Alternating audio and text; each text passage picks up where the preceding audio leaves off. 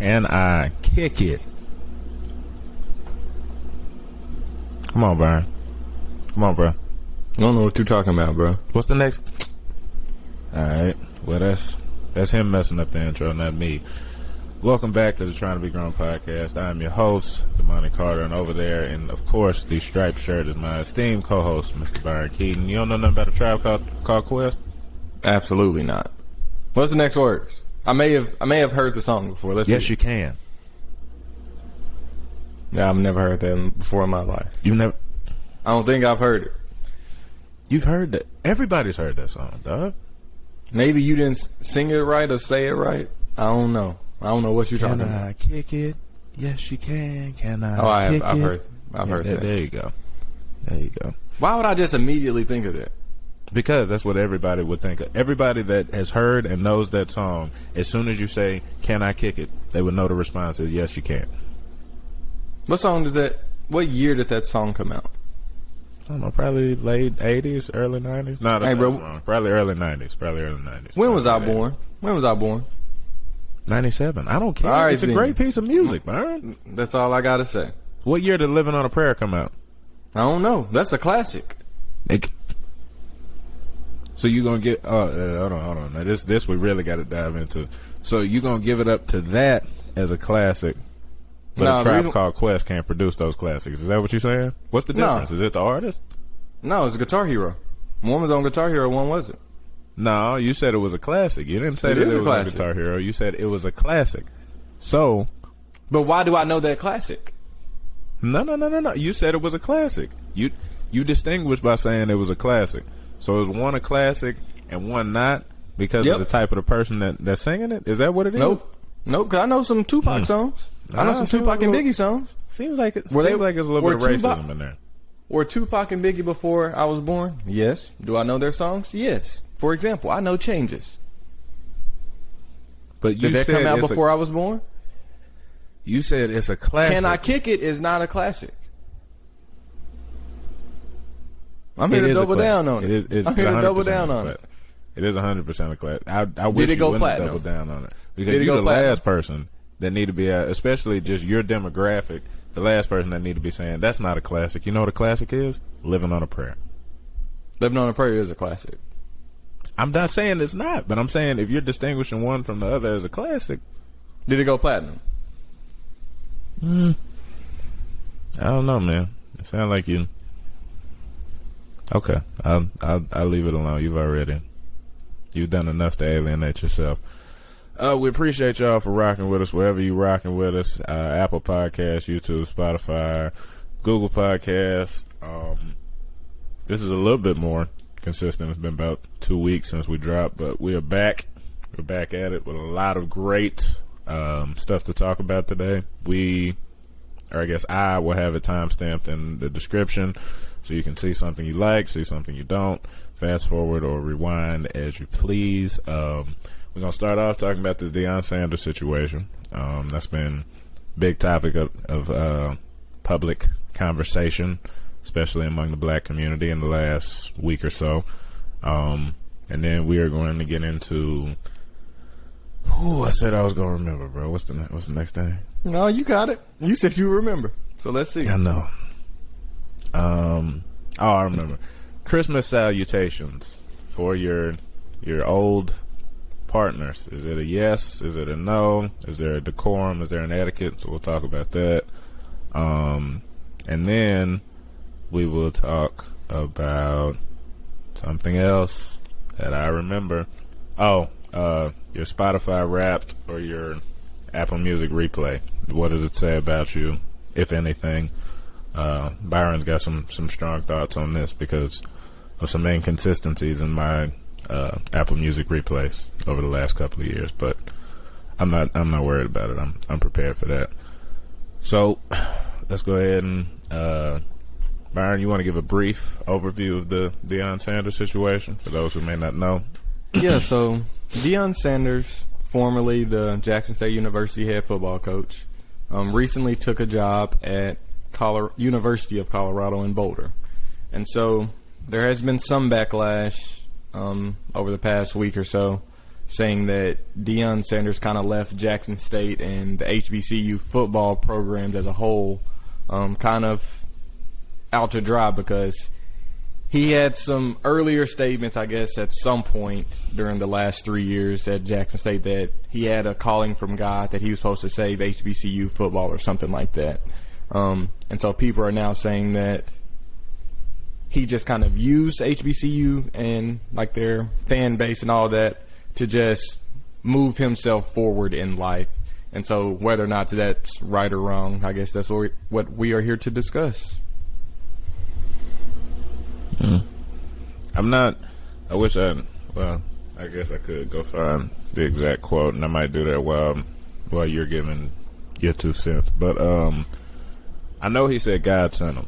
I'm not sure if the save HBCUs is exactly how he worded it. That's definitely the sentiment that was expressed in what he said.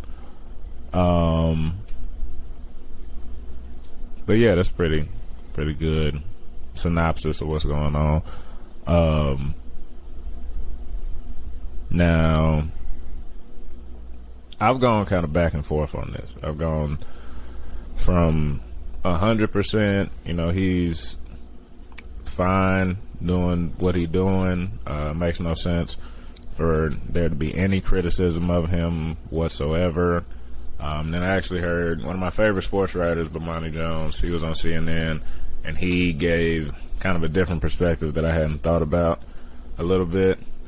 Just talking about some things that, just in terms of his rhetoric, what he said he was going to do versus what he ended up doing, that I think there are some relevant criticisms. And I've actually walked back a little bit from there, just thinking about what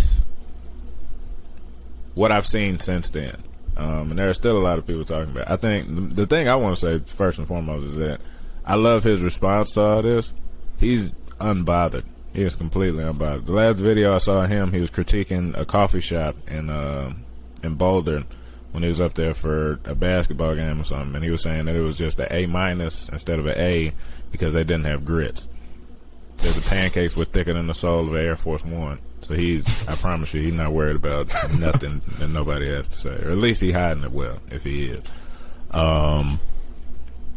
Yeah, Byron, I'll let you start off because my thoughts are organized, but I'm kind of everywhere. Yeah, so I'm all for everything that he's done.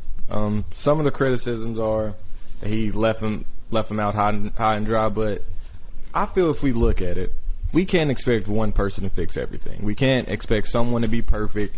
No, and at the end of the day, no matter what, I think one of his old football players, stated that if he left in 10 years rather than he leaving now, there still would have been criticisms of Deion Sanders. And I believe that is 100% true. No matter, only way that he wouldn't have been criticized is if he never left. And he's went through his troubles down at Jackson State. For example, he had people come into his locker room, still all of his stuff, his chains, his money, jewelry, you name it, they took it from him. And this is supposed to be a guy taking money out of his pocket to help. And we don't say anything about that. We just keep moving forward. We don't do anything to help him out. He gave up half of his salary just to donate back into the university and give them a better locker room. He had College Game Day come to an HBCU game between them. I want to say Southern, maybe. That may be wrong. But, for example, I don't know the last time College Game Day came to an HBCU game. But College Game Day has been to Ivy League games. They have been to Division II games, D1 AA. They've been to everywhere, but I have not seen them actually go to an HBCU game in my lifetime. But he's done all these different things, checked so many different boxes, and then when he wanted to better himself and basically, I think, quadruple his salary, he's receiving backlash after he's already given HBCU programs so much. And I just think that's unfair. I'm in agreement with you there in terms of the unfairness and the expectation. It's like you said, just looking at what he's done. Obviously, some of the things leave with him, and that's part of what I'd say the criticism had centered on, is how much of the stuff is going to leave with him. But the facilities that he's built and invested in, those stay. Not even really the infrastructure of Jackson State, but they've got foundations now that they didn't have before. They got that endorsement deal with Walmart. He got the Under Armour deal. So, assuming that those, don't center around his involvement, those probably should continue in terms of just revenue streams for the university to, fund its athletic programs. There are real lasting things that he did in 3 years that other coaches don't do. Like there's no looking at his time at Jackson State as anything but highly beneficial. I don't think you can do that.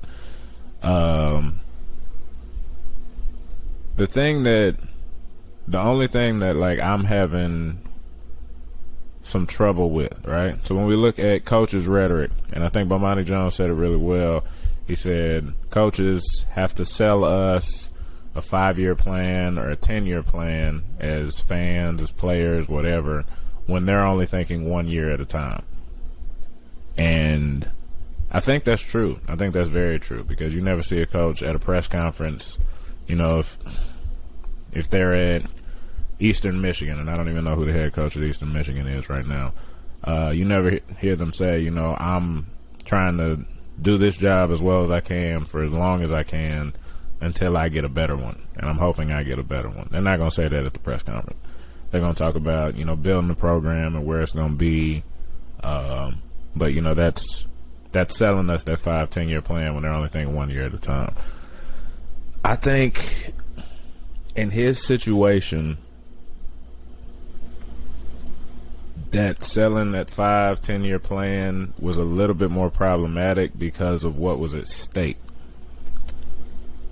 Coming from, being who he is to being the head coach at HBCU, I think selling a plan to a fan base is one thing, and it's not really problematic. I think he kind of sold a dream to the whole of the HBCU supporting community, if that makes sense. I think when he says, God sent me here to bring change, or whatever his exact wording was, I think justifiably we have an expectation that he is going to, and I can't even say be devoted, because I think he was devoted for the amount of time that he was there. But I think we have a justifiable expectation that he is thinking more long term than 3 years. I think when he says that, we have a justifiable expectation that he's thinking more long term than 3 years. But I don't think he ever said that. I know, but I'm saying maybe say he should have stayed his entire contract, but I think it's just another year. I think it was a 4-year contract, if I believe, right? Right. And so if he never said that I'm going to be here the next 20 years and become the greatest HBCU coach of all time, why are we holding him to that expectation? He has brought change to the HBCU programs. I'm not saying that there's necessarily an expectation that we're holding them to. I'm saying that some of the frustration is justified, because when somebody comes in to a program that's like a mid-major, right, and they sell them a 10-year dream, they leave after 3 because they take the team to 2 10-win seasons and a 9-win season. That's normal for coaches to do. There's not really anything to be frustrated with there. But I think what Deion did when he came in and sold us that 10-year dream, nope, I'm not going to let you call it a 10-year dream, because he never said 10 years. If you thought 10 years, that's on you. Okay. So, Byron, let me put it to you this way. All right, if a woman came into your life and told you that God sent her there to bring change and to make like a lasting impact on your life, do you think that you would expect her to stay past the 3-year mark, or do you think that you would think that this was temporary? She was there for a season, as all people. Oh, okay. Wait. Some people have seasons that may be 20 years. Some people have seasons that may be a month. Some people have seasons that are 3 months. You never know. And I'm not going to put any time capsule on it to say, well, time limit on it to say that I expect this person to be 10 years. I'm going to take it one day at a time and appreciate everything that is given to me. Okay. And here's my response to that. I'm talking about his rhetoric and where it puts us as listeners in terms of expectation. That's what I'm doing. So when I'm talking about other coaches who do the same thing, I'm saying it's a little bit different when I'm saying this to, I don't know, the fan base at Rutgers. If I'm saying, I love this place, this is where I want to be, and then somebody bigger offers and they're gone. That's a little bit different. When I'd say something as important and as marginalized as HBCUs are on a collegiate scale, when that's the quote-unquote fan base that you're selling it to, it's a little bit more serious when you do something that's inconsistent with that rhetoric. That's what I'm saying. And when you're saying that he never directly said it, I never said that he did, but I'm saying that all coaches do that. But this one is just a little bit more important of a group that you're selling it to. Well, my other issue is the people who have these criticisms based on these expectations. A lot of these people who are tweeting about it, things like that, are people not involved in the HBCU community. Mm-hmm. One of the biggest problems with HBCU programs at this point is basically the funding. And typically funding with universities, they come from alumni and things like that. And that's the issue that HBCU programs have. They don't have the alumni funding as some of these PWIs have. And a lot of the people that are complaining here are, one, not from an HBCU program. And if they are, a lot of them aren't actually funding back into their universities and whatnot. And so if you are not donating things like that, I don't think you have a foot to stand on to criticize Deion in this situation whatsoever. Because he's done more. You're basically, it wouldn't even thrown it through a glass house. You have done nothing and he has done something for a program, and you're saying, oh, he hasn't done enough. And that's another problem that I have with this whole situation. People who aren't helping are getting so upset and frustrated about how someone else has helped with their time, their money, and everything else. Their family. I just don't like it. It rubs me the wrong way. I'm not a fan of that either, because I think a lot of times, I'd say we criticize the people that help because we say, no, you should have helped this way. You should have helped in that way. I didn't like how you helped. Just this little piece of it is what I disagree with, even though you did like a whole bunch of good. So now instead of supporting you, I'm gonna criticize you. I don't see that. If you don't think that he did exactly what he was supposed to do at Jackson State, fine. But I think I'd be a lot more vocal about, like I said, the sponsorships that he brought to the team. Him paying for all the team meals, him leveraging his relationship with American Airlines so that the team could fly, and building a new facility both for the football team and for the tennis team. There's so much good that you could look at, but you're unhappy about just the little element that you disagree with, and that's what you focus on. And I think that's just a terrible way to, I'd say, encourage future just good deeds out of people, because that doesn't make any sense. But that's been going on forever. And I think that's what may shape I my hate opinion on this, seeing to that. where I don't feel like I can actually criticize him in this situation based on everything he's done and the little that I've done for basically any HBCU program in comparison to him. And so that's why, if my opinion or on this situation differs from yours, and you've been donating, you've been doing this, volunteering and things like that with HBCU programs, hey, you say what you want to say. But if you haven't done anything, you need to be just like me. And I think it's okay to, like, because I'd say that minor criticism that the rhetoric was a little bit inconsistent. I support him 100%. I guess I got to be at what? What's 100? 98%. I support him 98 to 99%. Because I think there's no, like you said, there's no real justification for saying, him and him alone was supposed to stay and sacrifice, do whatever possible to save the HBCU community. He did a bunch. He did a whole bunch, and we haven't seen, I'd say the end of it. We don't know the end of his contribution, but he had a career path that he wanted to follow. Now, the other thing to kind of mention is, did he end up at an HBCU because he didn't want to be an assistant coach and he knew that he could get a head coaching opportunity? Most likely. But regardless of the why, you look at what he did, and there's no denying his positive impact.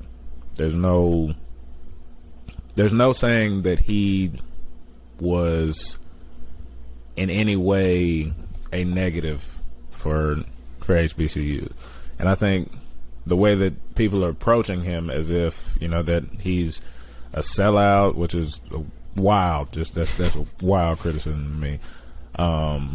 But all of these terms we're using to describe him as if he just betrayed the entirety of the black community by going to Colorado. No, I don't see it. But yeah, that's just me.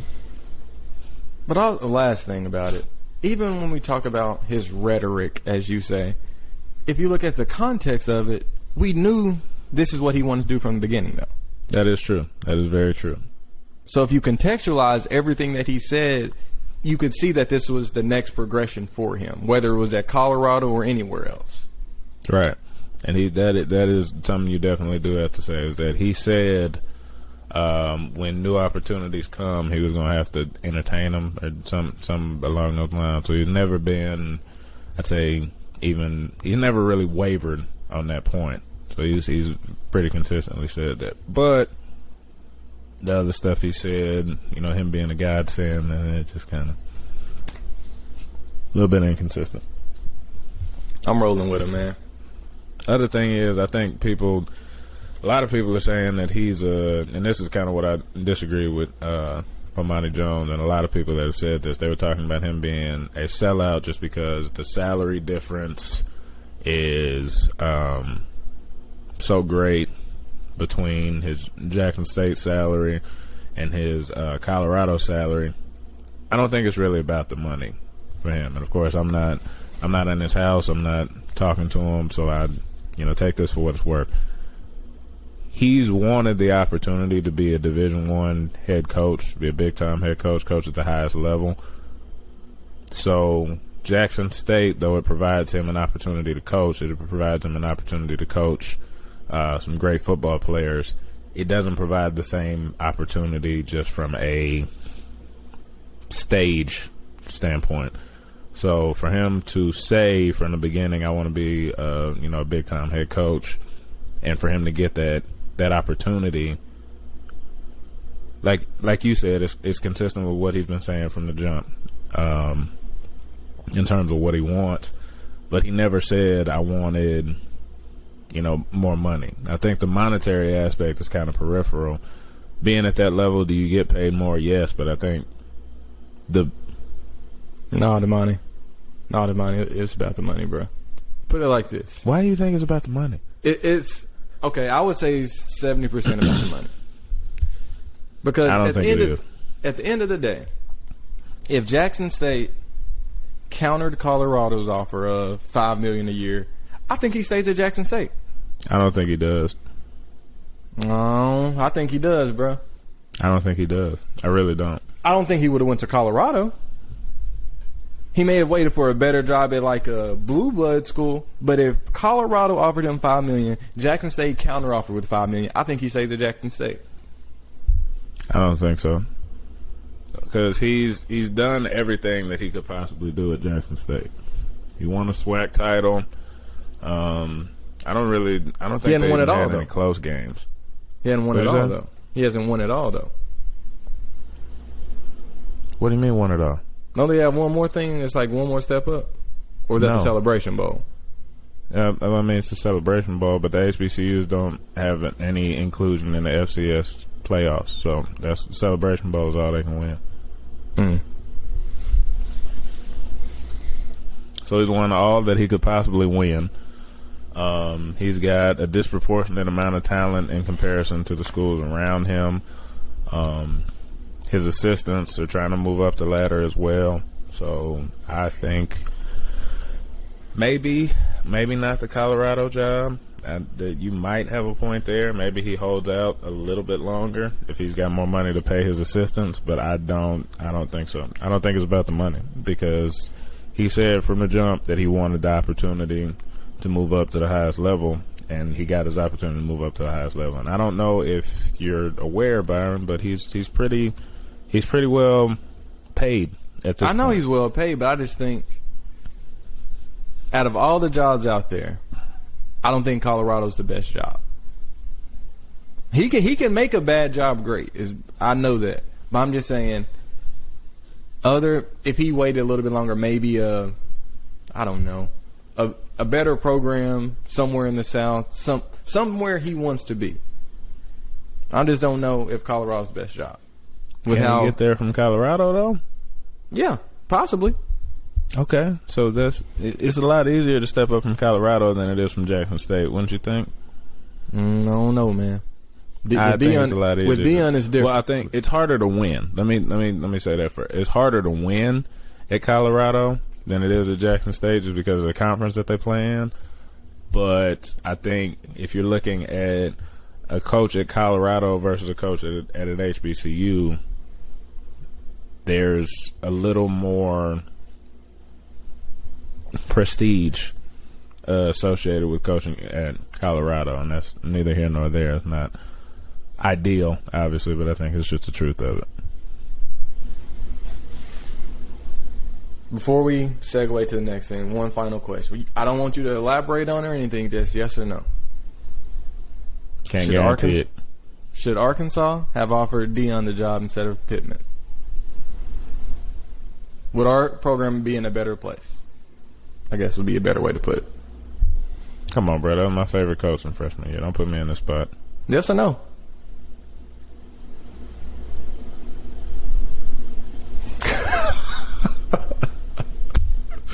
Bro, you're not frozen. I can see you moving still. I plead the fifth. I think they're both excellent coaches. I've never met Deion Sanders, but I know Coach Pitt's a great dude. Never mind, I ain't gonna put you out there. I think Coach Pitt and his staff have done a great job. So I think to sit here and discuss whether or not another coach should have been brought in is just a little bit. No. I respect that answer. I'm behind Coach Pitt. I think Pittman's a great coach. Mm-hmm. We can go ahead into the next thing, man. All right. Moving on to what is it, bro? Just go ahead and I forgot. Just go ahead and Exes. the etiquette, or is there an etiquette? Should you do it at all? It's about that time of year. The holidays coming up. The future memes are coming out where you send her that one that's got tell your mama I said hi at the end of it. Should you do it?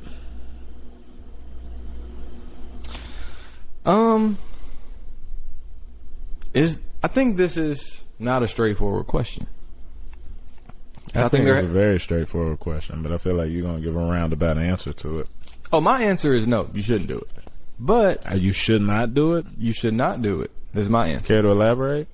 If y'all aren't together, don't see a reason to. First of all, I barely tell people happy holidays in general. So why, in my mind, why would I tell an ex happy holidays or Merry Christmas or anything like that? Is my thinking. But two, some people are more, I wouldn't even say expressive because I don't think that's the term, but let's just use the term expressive, to where they feel the need to tell people happy holidays, go through all their friends, close friends, distant friends, just tell everyone happy holidays. Mm-hmm. Should they? Maybe, maybe not. I think it also matters if you are talking to someone new. If you're dating or meeting someone new, maybe you shouldn't, just because that may rub the other person the wrong way. Why are you telling your ex happy holidays and you're with me? That just seems kind of like you just want conflict if you're doing that, maybe. But I don't know. Okay. Can I pause you right there? Go ahead. Can you be friends with your exes? Sure. Would I be friends with my ex? Knowing me, probably not. Maybe. Probably. Why not? I don't know. For you. I'm kind of Petty? Yeah, that's a great word to put it. I'm very petty. I'm a petty person. I can admit to that, though. You know the song "I Can Be Petty Too"? That was made for me. Surprised that wasn't in my rap top 5. I'll leave that alone for now. Go ahead.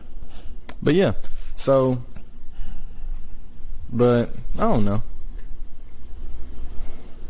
Okay. Am I friends with any of my exes? I don't. I speak occasionally, but I wouldn't. I don't know. Okay. So my answer is Yes. yes, but there's an etiquette to it. And this is just, if you're a holiday oriented person, if you send people happy holidays, and I guess this is kind of a larger conversation about just talking to your exes in general, just like your communication with them.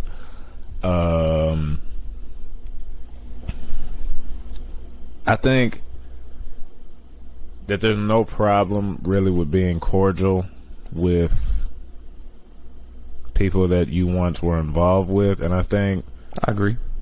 assuming that you're doing it like not for like future meme reasons, like if you're not trying to slide your foot back in the door, that it actually kind of displays that you're over it if you're able to have that nonchalant, just friendly communication with people, just acknowledging that you were once really close and thought a lot of them, and just wanting to send a holiday message. I don't think it's a bad thing. I really don't. And I know a lot of people would disagree with that. I know a lot of people say, if that's dead, you got to make sure it stays dead. Wait 1 second, Damani. You're looking at it from your point of view or my point of view. What about if it's the reverse, to where you may be over it, but you know that the other person's not over it? Is it still okay? If you know the other person is not over it, I think you got to. I think that's kind of a different situation. If you believe the other person is not over it, if they're still struggling with it, or if they still want to get their foot back in the door, and I think those are kind of things to be aware of. But assuming that you're both adults, both of y'all have moved on, either mentally or with another person, I think there's really no issue with it. There's no issue with just having a friendship past that point, because I think that, like I said, that's just human to be able to, maintain a respectable, trying to find a different word other than relationship, but relationship, for lack of a better word. I just don't know, because it's okay if she's not over it, and then she hits you with the happy holidays. Are you responding? Probably. I'm probably not going to respond to the next one, though. Because if she's not over it, then you probably going to get the, did your mom make the, something else to try to get you back in there. So can you respond to that? Nah, I don't think the rope in message is the one you got to cut it off on. You got to start sending. Maybe if you only send one word and, hit her with an emoji or something, try to make sure that the conversation, there's no way that she can continue it after that. But, yeah. Are emojis okay? I think that's the point you got to dead it. What'd you say?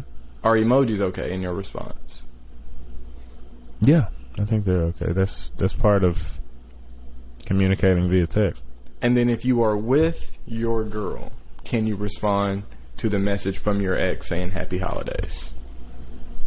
Like with her as in physically with her, or just like right beside her? Yes, I think if you don't do it because she's right beside you, then you trying to. Nah, bro. Nope. What?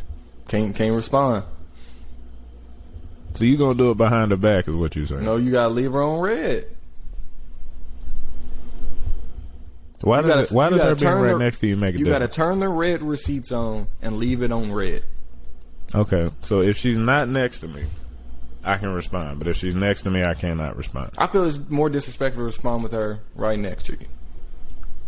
How? Because if she sees you, like, why are you texting your ex? Because she know the name.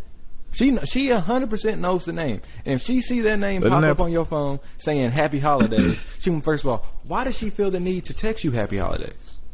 Does she not know about me? But is that not part of transparency? Just to be the same person, well, not necessarily the same person, but just be able to do the things that you do when you're not around them. I hear you. I promise I hear you. But all I'm saying is, if you are with a girl and her ex texts her Merry Christmas with you on her phone, are you cool with that? Or are you going to feel some type of way about it? I'm not going to feel no type, because if I put it to you this way, if I put my trust into a person enough to say, like, me and you, it's us.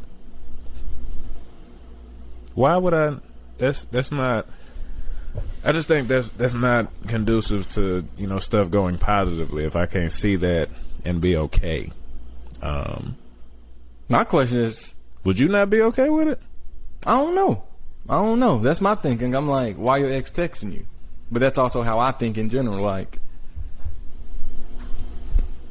it's not many of my exes that I talk to, Damani. If you can think about it. Yeah, I think one. The other. Okay, so this is kind of going in a different direction, but I think you gotta be cognizant of how things ended. Most of mine end pretty good though. No, I'm just saying generally, not for you, but I'm saying if things ended badly, you probably not gonna want to send that message.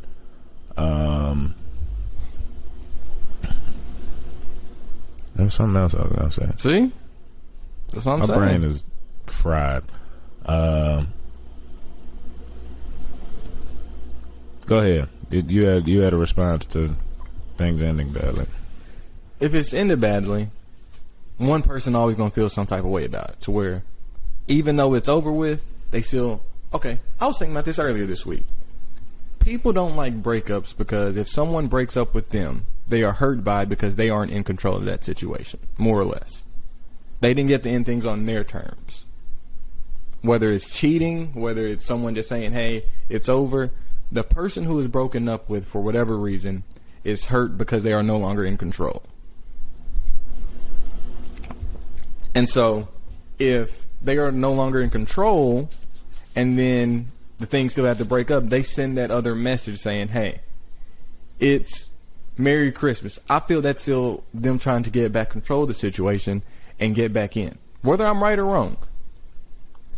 I think it's still a control mechanism to where it's not over until I say it's over. But it don't have to be all that, though. It's kind of my thing. I guess it could be, but that don't. See, you're not thinking psychologically, though. I am. I'm 2 steps ahead, is my thinking.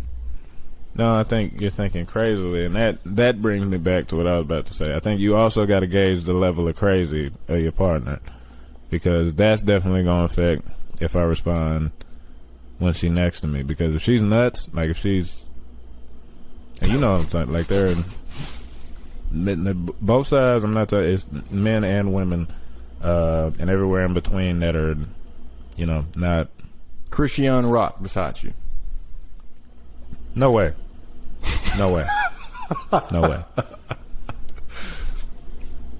I mean, I don't know her other than her public persona, but that's one of the craziest public personas I've seen for like a person ever. I don't know how Blueface is dealing with that. But yeah, you got to be able to think about your own health and personal safety. If texting that young woman back and telling her happy holidays is going to cause you physical and or psychological harm, leave it on red. Do what he said. Leave it on red. You gotta know that. You gotta know that, because when it happens, when she go upside your head, you knew who she was when you sent that message. You knew who she was when you sent that message. So you can't be surprised. That's not the time to say, you know, this is not the way things should be going. You know when you send the message if that's how it is. Demond, you sound like you're talking from personal experience. I don't want my advice to get y'all hurt. You sound like you're talking from personal experience. Is that true? No, I'm not.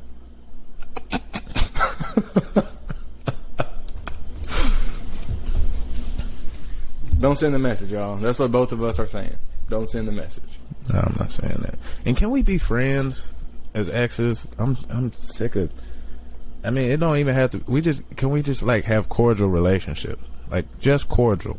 We don't have to be friends, nothing. But there are mutual friend groups that get put in the middle when stuff go bad, and then we got to be awkward and weird around y'all because y'all don't want to see each other, talk to each other, that type of stuff. Don't do that. Just do your best. And I know stuff ends bad. There are extenuating circumstances, but if everything good, just be cordial. It's easy. It's really easy. And if you can't do it, I was at a school the other day recruiting. I couldn't find the office to save my life. I was walking around the school for 20 minutes. Girl, I used to like not date, but like talk to, was there, but she hate me, so I can't call her and see what her office is. But I could have saved myself 15 minutes. Why does she hate you, Demond? I don't know. She don't like me, but that's what I'm saying. Just be cordial. Put it like this, y'all. And if you need help with this, watch How I Met Your Mother. Robin, Ted, Barney, they all figured it out. You can too.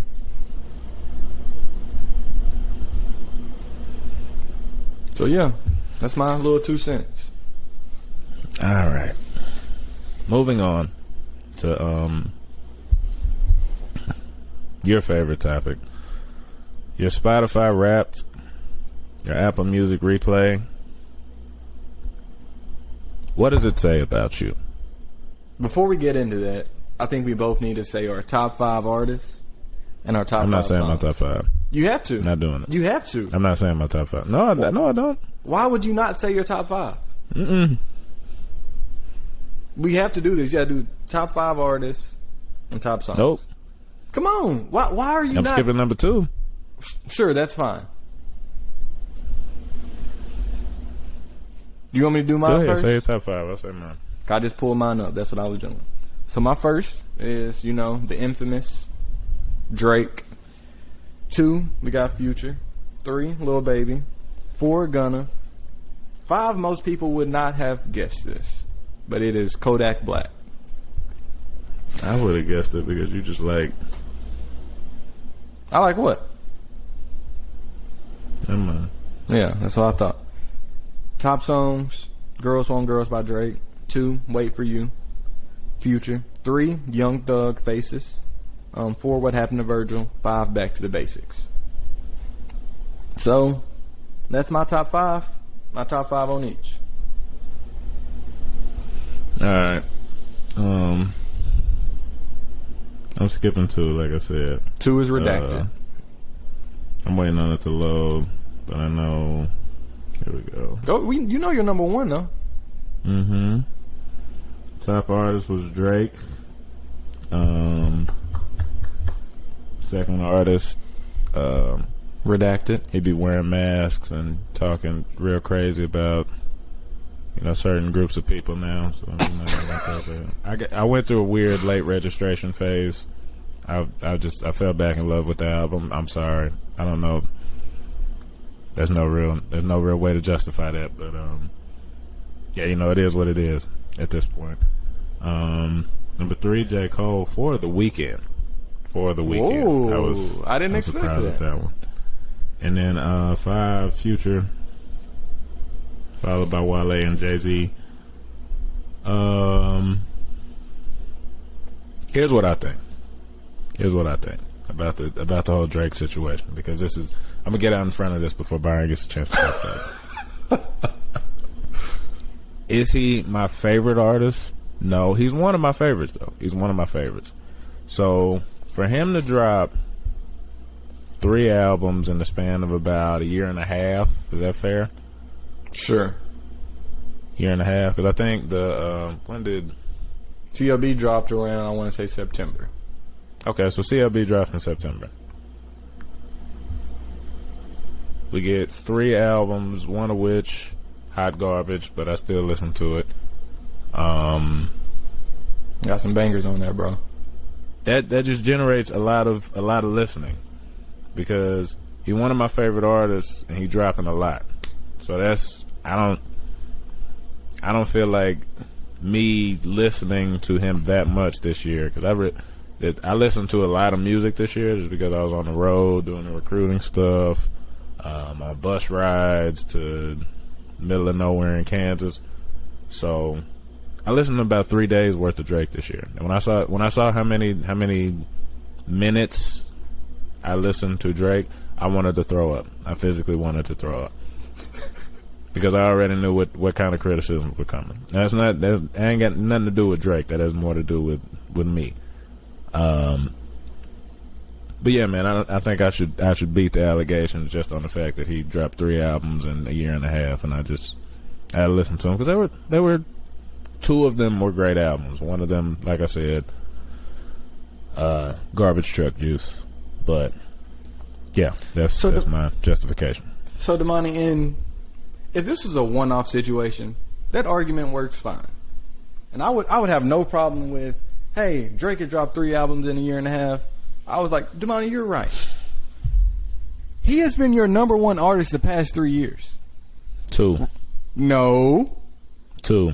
It's 3. It is 3. I it's promise 2. It's 3. Also, he only It's dropped 2. 1 album last year, and that was at the end of the year. And J. Cole also dropped the same year. So why was J. Cole not number 1 when you say J. Cole is the best of our generation? This does not make sense. But Cole had the number 1 song on my thing. The difference is Cole album was 10 songs. Drake's album was 20. And Cole's dropped like 3 months before Drake's. So you still found a way to let Drake surpass him. Right or wrong? But who featured more over the course of the year? Who dropped more songs over the course of the year? Was it J. Cole or was it Drake? J. Cole was featuring a whole bunch that year. Cause that's when he was on his feature Drake run. Was? No, Drake was chilling, bro. No. No, we're not doing that. He dropped a 10-song album. Close was my number 1 played song. I don't know over why. the course of the year. And I still don't know why that was your number 1 played song. That made no sense. How many times did you listen to that this year? I bet it was 0. I've not heard that song. I listened to that song a bunch. I still listen to that album a bunch. There's no reason to listen to that album, man. There's better music out. Or just hate if you want to. Hate if you want to. That album was fire. But like I said, it was just frequency of drops and just song totals. That's all it was. I said we getting into too much of the specifics. One, do you care? Because there's I see a lot of posts that say, don't nobody care about your Spotify rap. Don't nobody care about your Apple Music replay. Personally, I want to see it. I judge people off of it. I 100% judge people. I think the type of music listener that you are is going to come through in that Wrapped replay one way or another. Because I think at a certain level you can fake it, but you're listening over the course of the year, you're not going to be able to fake that. I agree. Hey, Damon, you also lied. He dropped 12 songs on off season. Oh, excuse me. I'm sorry. 12. Thank you. But yeah, based on your music taste, I can tell if I want to be your friend or not. And it may sound, I ain't gonna go that far. And it may sound judgmental. It may sound shallow. If you are listening to only, I'm thinking, what's something out there that if you are listening to only country music, I don't want to be your friend. I know for a fact I don't want to be your friend for the most part, because if you can't, see, I'm not gonna go that far. I just need to know. I just need to know if your music taste sucks. I'm still gonna be your friend, but I just need to know if it sucks. So when people are saying, "Hey, bro, who gonna get this aux cord?" I can be, not him. Nope. Not gonna be him. Your music shapes who you are as a person, right or wrong. Somewhat, but not really. Damon, if you are only listening to country music, I don't know what I have in common with you. You could have a bunch of stuff in common with them. Like what? Other than sports, what else do we have in common? You could have similar viewpoints. Not likely. We likely do not have the same viewpoints. You could have similar viewpoints. It's not likely. Okay, but I mean, if we're talking about just law-related stuff, you could have somebody at the firm that practices the same type of law that you do, that listens to country music just because of where they come from, that are good people. I never said they weren't good people. As you. I never said they weren't good people. Okay, but I'm saying have the same sense of humor as you. I'm saying good people in relation to like friendship. There are people that are, I'd say, good people but are annoying.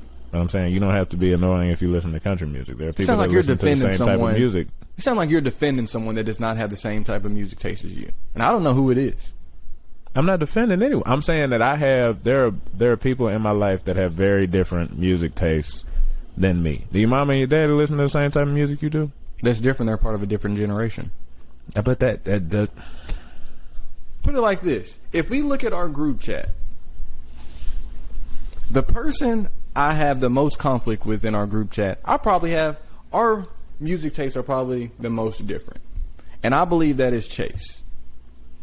Chase like all that hard Memphis rap. I hate Memphis rap. I hate Memphis rap with almost a passion at this point. Hold on, just 1 second. So you have less in common with Chase than you do the guy that we jumped in his truck. He was listening to like Brad Paisley or something. Like he was playing that voluntarily. You have less in common with him than you do with that one. Colton be listening to Drake. I know, but Colton listen to old stuff like me. You don't like the old stuff.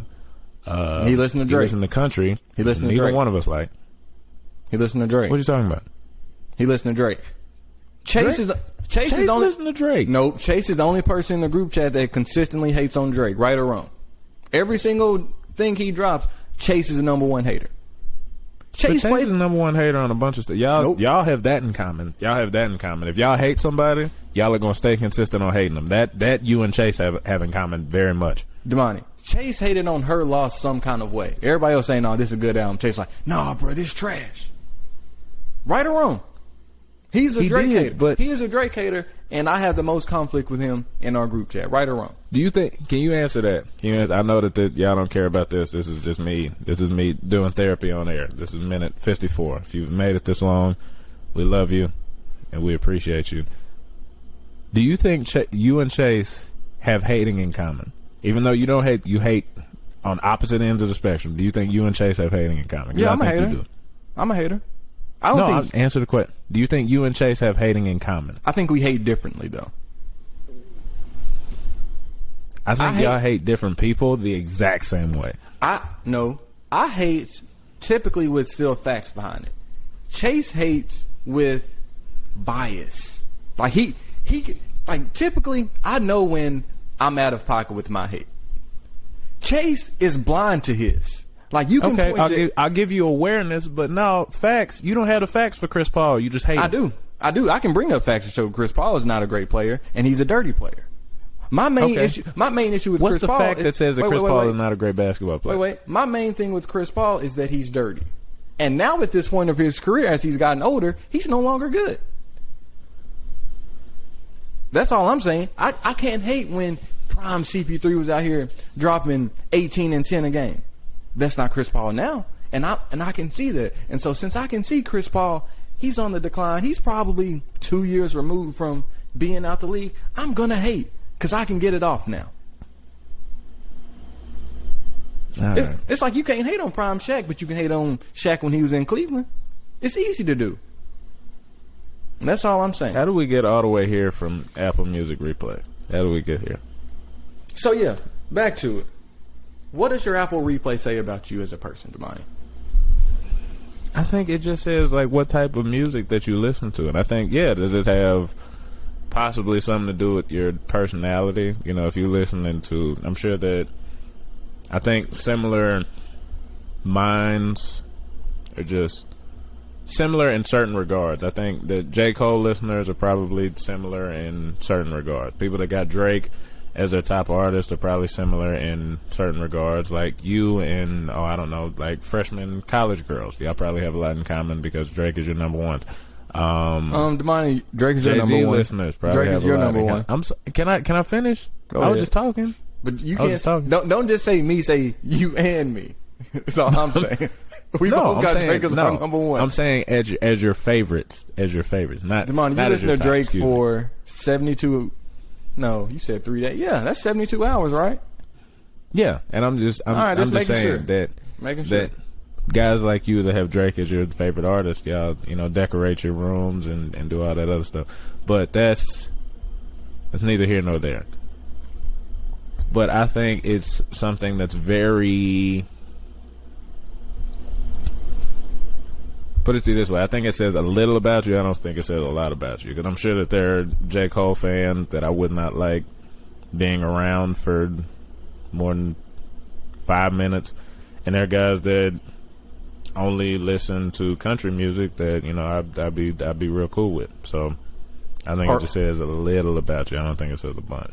Are you cognizant of what you listen to, knowing that you have this coming out at the end of the year? You asked this because I already answered. Yes, I was cognizant of it. I tried to stop my Drake listening because I knew that, this was coming up at the end. But, hey, her loss. Hey, bro, I'll be trying to make sure Drake my number one on mine. You see what I'm talking about? Like, I got to make sure. That's a Drake fan for you right there. Every last 3 months of the year, I'm playing Nothing Was the Same, Take Care, Her Loss. Honest, it's going to be 75% Drake, then I'll mix in a little bit of here and there. TLB. Sick. But yeah, you got to do better, bro. If you're going to continue the Drake slander throughout the year, saying he's not the best, he's not the GOAT, don't have him as your number one next year, all I got to say.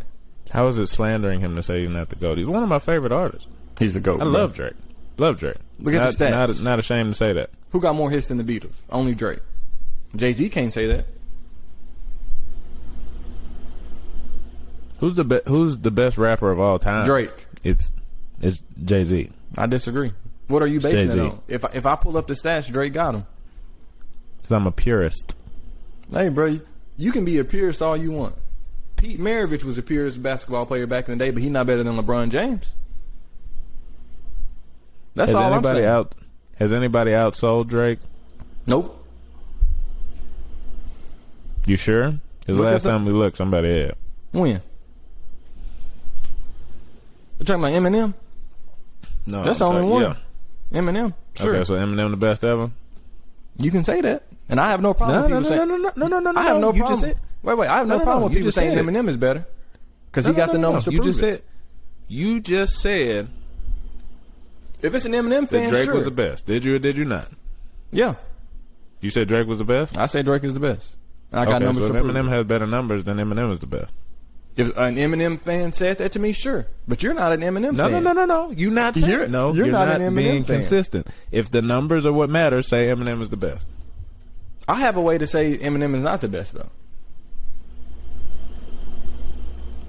You said the numbers are what matter. Eminem's. I'm not even gonna do this. Eminem's numbers are wrong though, because he came up in the generation of actual disc sales, which is easier to achieve rather than streams, because you have to have 20,000 streams to equal one album sale, which is insane.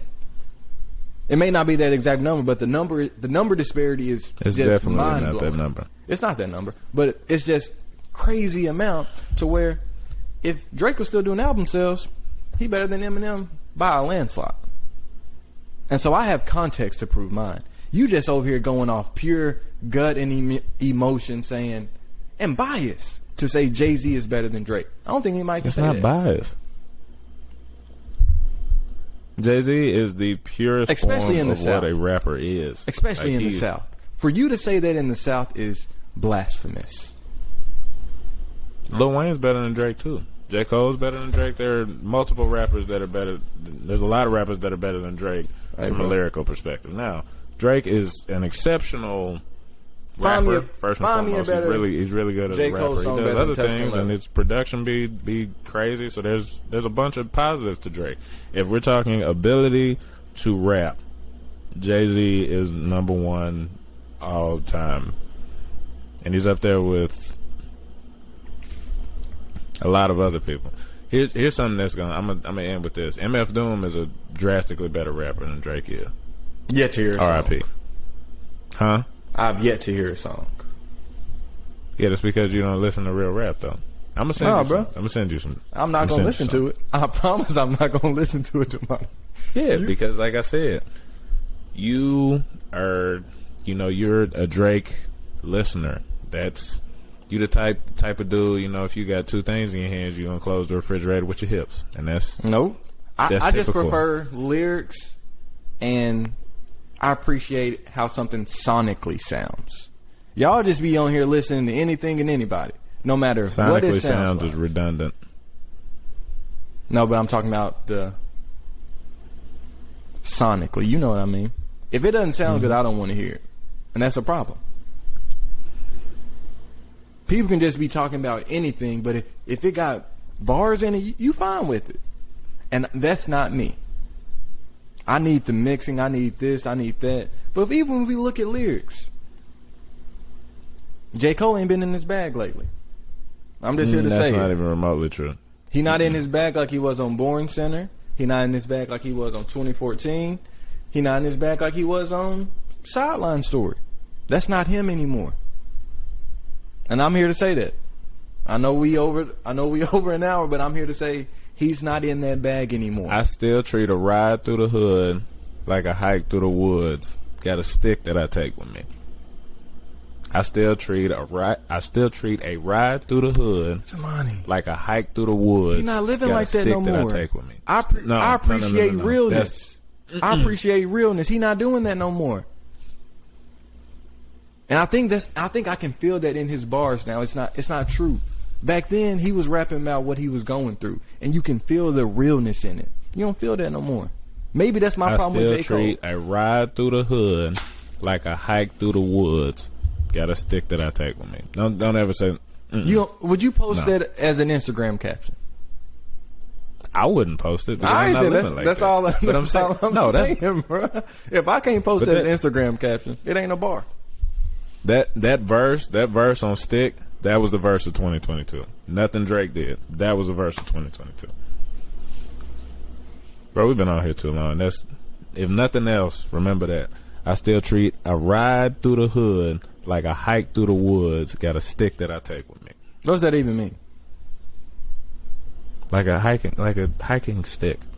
What you saying? The song is called Stick. You see how that's not really that great of a bar, He get bro? the last verse on it. He get the last verse on the Dreamville mixtape. He says, I still treat a ride through the hood like a hike through the woods. It's a double entendre on the word stick, the euphemism for a firearm, and the actual walking stick. It's beautiful. Man, Drake double entendre about Meg Thee Stallion was better than that. Stop it. We need to get out of here. We appreciate y'all for rocking with us. Leave a like, leave a comment, subscribe so you don't miss anything. My dog KT is playing us out. His new song is out on Apple Music. I just downloaded it the other day. Y'all need to go get it. Shop by Show Thief. You can get the single is called Shop. Y'all need to go get that. Make sure y'all go check that out. Drop your little Apple Replay, Spotify, Rap in the comments and let us know what you think. Appreciate y'all. Out of here. Peace. When you make it through the struggle and the pain, do you get your umbrella off the chance that it might rain? I stood tall. Ooh, I stood tall. Ooh, I stood tall.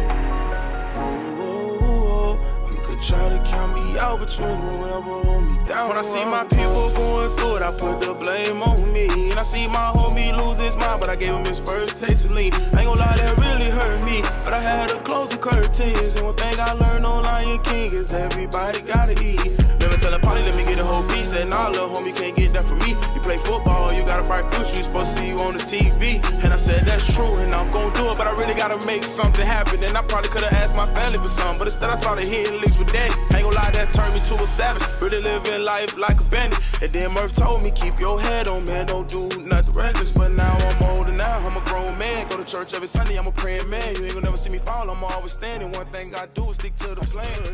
When you make it through the struggle,